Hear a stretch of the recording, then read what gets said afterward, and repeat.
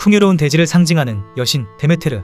그녀는 곡식과 식물의 성장을 관장했고 덕분에 지상세계는 아름다운 자연과 풍요로움을 누릴 수 있었습니다. 데메테르는 아름다운 외모로 여러 신들의 관심을 받았는데요. 하지만 그녀는 신이 아닌 인간과의 사랑에 빠지게 되었죠. 잘생긴 청년 이아시온에게 반한 데메테르는 그와 뜨거운 사랑을 나누고 있었습니다. 이아시온은 반신반인으로 어머니가 인간이었지만 아버지는 제우스 신이었는데요. 문제는 아버지 제우스가 남몰래 데메테르에게 흑심을 품고 있던 것이었죠. 데메테르와 이아시온의 사랑이 깊어질수록 제우스의 질투심 또한 커져갔는데 결국 제우스는 이아시온에게 벼락을 내려 그를 죽이고 데메테르를 덮쳐 그녀를 겁탈하고 말았습니다. 한순간에 사랑하는 사람을 잃은 것도 모자라 겁탈까지 당한 데메테르는 깊은 우울감과 슬픔에 빠져 있었는데 이때 제우스와의 사이에서 태어난 딸 페르세포네가 그녀에게 마음의 안정을 가져다주며 큰 위로가 되어주었죠.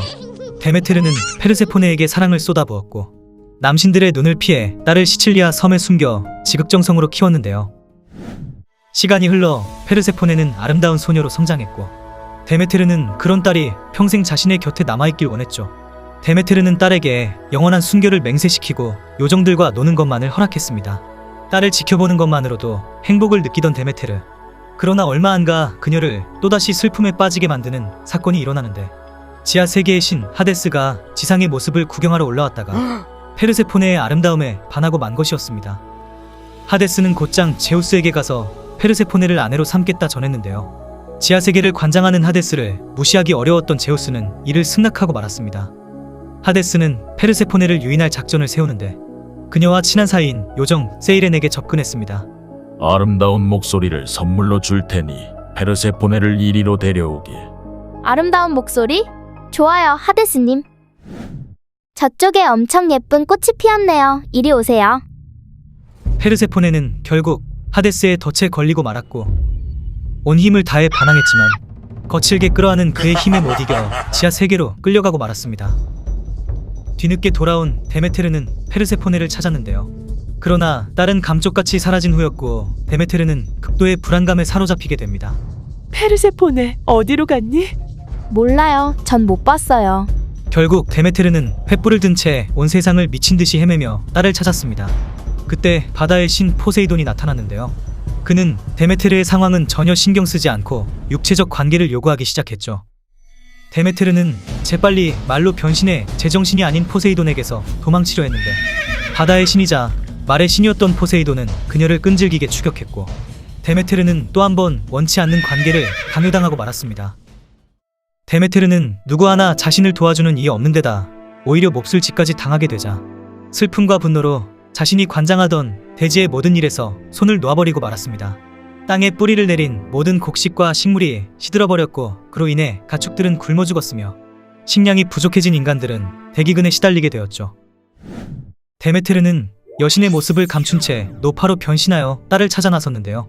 그러나 어느 곳을 찾아봐도 페르세포네의 행방은 오리무중이었고 마주치는 인간들마다 그녀를 무시하고 천대했습니다.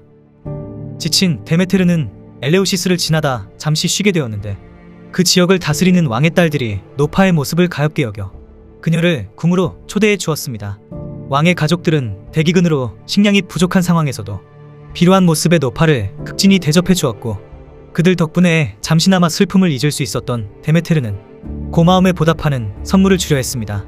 데메테르는 몸이 허약한 왕의 아들을 몰래 데려가 불 속에 집어넣었는데요. 그것은 바로 아이를 불사의 몸으로 만드는 비밀의식이었던 것이었죠. 그런데 그때 왕비가 나타나 그 광경을 목격하고 말았고 왕비는 비명을 지르며 아이를 불 속에서 꺼내버렸습니다.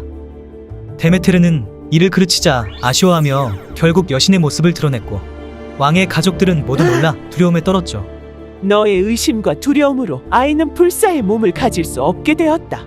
대신 나를 위한 성전을 짓고 축제를 열라. 엘레우시스는 나의 보호를 받을 것이다.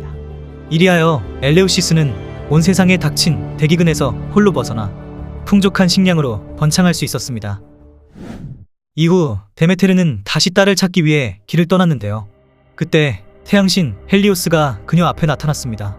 헬리오스는 지금까지 일어난 모든 일들을 하늘에서 목격한 증인이었는데 페르세포네가 하데스에게 납치된 일과 제우스의 승낙이 있었음을 모두 알려주었죠.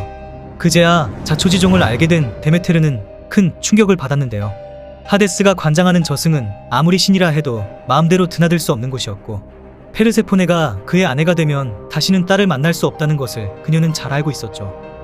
분노한 데메테르는 납치를 도왔던 요정 세이렌에게 저주를 내렸고, 세이렌은 아름다운 목소리로 지나가는 배의 선원들을 유혹하여 잡아먹으며 살아가야 하는 바다의 괴물로 변하고 말았습니다. 데메테르의 슬픔이 깊어질수록 대자연은 더욱 황폐해져 갔는데, 인간들이 바치던 제사 음식마저 사라지는 지경에 이르자 숭배를 받지 못하게 된 신들 또한 큰 피해를 입게 되었습니다. 당황한 신들은 데메테르에게 온갖 선물을 바치며 달래보았지만 그녀의 슬픔과 분노를 풀지 못했고, 결국 제우스가 헤르메스를 지하 세계로 보내 하데스를 설득하기로 하는데요. 그런데 예상외로 하데스는 순순히 페르세포네를 돌려보내겠다 약속합니다. 다시 어머니를 만나게 된 페르세포네는 뛸 듯이 기뻐했죠. 하데스는 그녀에게 작별의 선물이라며 석류를 주었고, 바깥 세상으로 나갈 생각에 신이 난 그녀는 아무 생각 없이 석류를 한 입 깨물었습니다. 지상으로 돌아온 페르세포네와 데메테르는 극적인 재회를 할 수 있었고, 우리 딸, 이제 엄마가 평생 지켜줄게. 이를 지켜보던 하데스가 말했습니다. 그녀는 지하 세계의 음식을 먹었어. 하데스의 말에 데메테르는 경악했는데요. 지하 세계의 음식 한 조각, 물 한 방울이라도 입에 대는 순간 저승에서 살아가야 하는 것이 원칙이었고, 이 원칙은 어떠한 신도 거스를 수 없는 법도였기 때문이었죠. 페르세포네는 결국 하데스의 손을 벗어나지 못하고 그의 부인이 되었는데, 슬픔에 빠진 데메테르가 또다시 지상을 황폐화시킬 것을 우려한 신들은 하데스와 데메테르 사이를 중재하면서 페르세포네가 1년 중 절반은 지하 세계에서 하데스의 곁에 있으되 나머지 절반은 지상에서 데메테르와 함께 지내는 합의를 맺게 되었습니다. 이로써 페르세포네가 지상에 있는 동안은 데메테르가 기뻐하여 농작물이 잘 자라는 따뜻한 날씨가 되었고, 페르세포네가 지하 세계에 있는 동안은 데메테르가 슬픔에 잠겨 땅이 황폐해지는 추운 겨울이 오게 되었죠. 우리가 느끼는 계절의 변화는 결국 데메테르 여신의 기쁨과 슬픔의 반복인 것이었습니다.